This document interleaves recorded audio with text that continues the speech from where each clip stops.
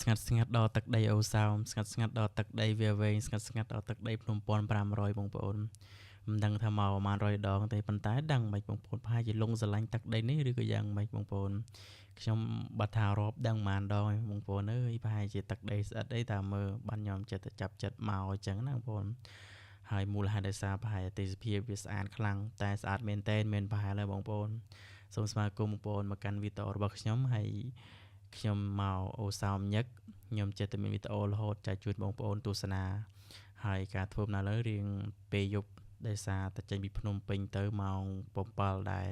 អញ្ចឹងទៅដល់នោះយប់មែនតើបងប្អូនហើយធ្វើដំណើរទៅมันជាពិបាកបងប្អូនដោយសារតាមផ្លូវវាមានសូឡាដែរអញ្ចឹងណាមកពីធ្វើដំណើរអស់រយៈពេល2ម៉ោងបានមកដល់ទីរំខេត្តពោធិ៍សាត់ហើយក៏បានចូលសាករថយន្តដោយសារតែធ្វើដំណើរ2ម៉ោងទៀតបានទៅដល់ទីរំស្រុកវាវែងហើយនឹងអូសោមអញ្ចឹងទៅសាកពេញសិនបើអាចធ្វើដំណើរបានហើយនៅពោធិ៍សាត់នេះសម្បូរខាងអឺស្ថានីយ៍បញ្ចូលធម្មពលយន្តអគ្គិសនីមែនទេបងប្អូនតែ GEV ត្រូវហើយនៅពោធិ៍សាត់សម្បូរហើយបងប្អូនអាចមើលតាម map តាមអីគឺសម្បូរមែនទេបាទដោតទិញមីទូមកហើយយើងដកក្រោបមកហើយយើងចាំបាច់ហ្នឹងមក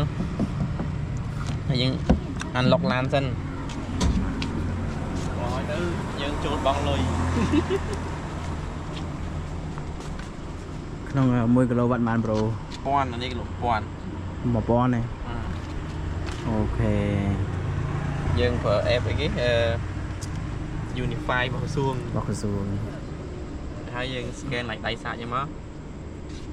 យើងមើលព័ត៌មានសិនមុននឹងយើងចុចសាកតែបាញ់លុយលើហ่าអត់ទេនេះពីទូ120 180គីឡូវ៉ាត់ហើយយើងមើលព័ត៌មានហើយយើង scan ឡើងដៃសាកហើយយើងដោតមួយឡានសិនឬហើយយើង scan ឡើងដៃសាកជីវវិធីយើងមកឡានជីវវិធីអានឹងបងតាម AVA មែននេះចូលlênអូហ្នឹងទៅបងលុយហើយមិនអាចចូលបានអត់ទេយើងថប់អាប់លុយក្នុងហ្នឹងបើមានលុយក្នុងហ្នឹងចាំសាអូខេនេះចាប់ដើមលុយទៅទេលុយដើរនេះលបឿនវាយកបានមែននេះលបឿនវាឥឡូវថ្មឡាននេះ 30% វាយកបានប៉ុន្មាន1គីឡូហើយអំឡុងពេលយើងសាកយើងអាចផ្ដាច់បានភ្លាមឧទាហរណ៍យើងបញ្ញាប់វិញឈប់សាកងាកទៅមុខទៀតបិទវិញមកទៅបានអូទៅមួយប៉ាច់យកបាន100តាជីកឡានបញ្ចូលដោយធម្មពលអគ្គិសនីអញ្ចឹងអត់សូវជាបើកលបឿនលឿនដោយសារសាក់លបងថ្ងៃដំបូងចឹងហើយឥឡូវនេះខ្ញុំមកដល់ខេត្តពោធិ៍សាត់ដើម្បីធ្វើដំណើរបន្តទៅទឹកដីស្រុកវាវែងឃុំអូសោមហើយបងប្អូនចាំរងចាំទស្សនាវីដេអូខ្ញុំបន្តទៀតបាទសូមអរគុណ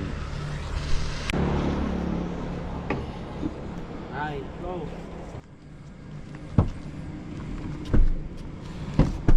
វ៉ាវទៅពិសាធ្វើដំណើរតទៅ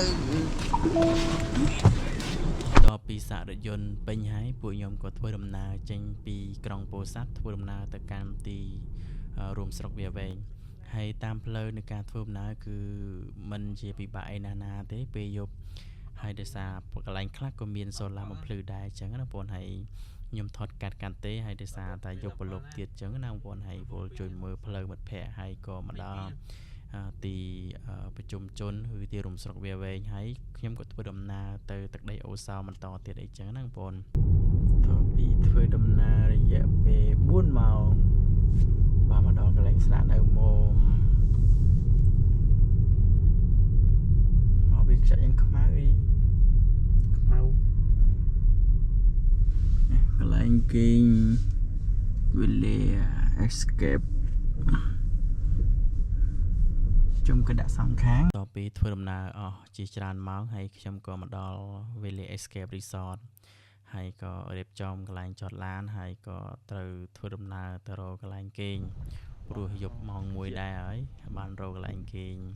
ដោយសារព្រឹកឡើងត្រូវងើបថតវីដេអូអីចឹងណាបងប្អូនហើយព្រឹកឡើង ឡើងគឺទេសភាពស្រស់ស្អាតមែនទែនអូសោមនេះគឺពពកហើយចំសិនរាយទៀតហើយពពកខ្មួលខ្មាញ់ហើយនៅនេះគឺធម្មជាតិទេសភាពអីគឺស្រស់ស្អាតភាសាធម្មជាតិគឺអំណោយផលមែនទែនបងប្អូនតើទៅនឹងការដាំដំណាំអីចឹងគឺអំណោយផលមែនទែនហើយខ្ញុំព្រឹកឡើងងើបម៉ោង5នេះម៉ោង5បងប្អូនងើបដើម្បីផុសដ្រូនយកទេសភាពបងប្អូនហើយដោយសារខ្ញុំដាក់រៀងលឿនបន្តិចបងប្អូនអើយហើយអត់ទាន់បានលាបមុខលាបអីទេព្រឹកឡើងងើបដើម្បីបានប្លង់ស្អាតចែកជូនបងប្អូនហើយដោយសារតែខ្ញុំត្រូវថតវីដេអូ resort មួយគឺប្លង់ដោយសារតែ Facebook ឥឡូវវាឲ្យយើងរៀបចំដូចតាក់ទង Facebook វាត្រូវតែបញ្ឈរពេល YouTube ត្រូវបដេកដល់ពេលអញ្ចឹងទៅវាពិបាកសម្រាប់អ្នកថតដូចខ្ញុំអញ្ចឹងត្រូវថតពីប្លង់ផ្សេងគ្នាហើយគឺទេសភាពគឺស្រស់ស្អាតមែនទែននៅតំបន់អូសោមនេះបងប្អូនហើយគឺដូចក្នុង drone អញ្ចឹងគឺពពកហើយអាចមើលឃើញទស្សនវិជ្ជានៅទីប្រជុំជននៃឃុំអូសោមហើយបងប្អូនក៏តែងតែច្រឡំថាឃុំអូសោមនឹងស្មើនឹងកំពង់សោមមែនទេបងប្អូនឃុំអូសោមនឹងគឺស្ថិតនៅក្នុងទឹកដីខេត្តពោធិ៍សាត់បងប្អូនដែលធ្វើដំណើរចេញពីកោះកុងក៏បានធ្វើដំណើរចេញពីខេត្តពោធិ៍សាត់ក៏បានហើយបើចេញពីខេត្តពោធិ៍សាត់យើងត្រូវចូលទីរួមស្រុកវាវែងសិនហើយបានយើងអាចមកដល់ទីប្រជុំជននៃឃុំអូសោមបងប្អូនហើយអូសោមនេះគឺសម្បូរមែនទែនបងប្អូន resort សម្បូរកន្លែងដើរលេងគឺទឹកជ្រោះអីគឺសម្បូរមែនទែនបងប្អូនហើយធម្មជាតិអំណោយផលមែនទែនគឺទឹកដីឃុំអូសោមហ្នឹងគឺអំណោយផលទៅតងទៅនឹងដំណាំផ្លែឈើអីផ្សេងអីគឺល្អមែនទែនបងប្អូនហើយដោយសារតែខ្ញុំមកញឹកញាប់ខ្ញុំចេះតែឆ្លៀតថតទុកទោះបីបងប្អូនបានមើលច្រើនក៏ថតទុកជាអនុស្សាវរីយ៍បងប្អូនហើយណាមួយចូលរួមផ្សព្វផ្សាយទេសចរអីចឹងណាបងប្អូនហើយទេសភាពគឺព្រឹកព្រលឹមអីគឺភ្លៀងបងប្អូនហើយរួចតែផុសដ្រូនមិនទាន់ការពិតមានប្លង់ស្អាតច្រើនតែខ្ញុំថតពីឈរបងប្អូនសម្រាប់កាត់ដាក់ page ទៅពេលចឹងទៅវាអត់សូវមានប្លង់បដេកចឹងណាបងប្អូនតែបងប្អូនអាចទៅទស្សនាលើ page របស់ខ្ញុំបានដោយសារនេះខ្ញុំថតដាក់ YouTube ទេបងប្អូនតែយ៉ាងម៉េចយ៉ាងម៉ាចែកជូនបងប្អូន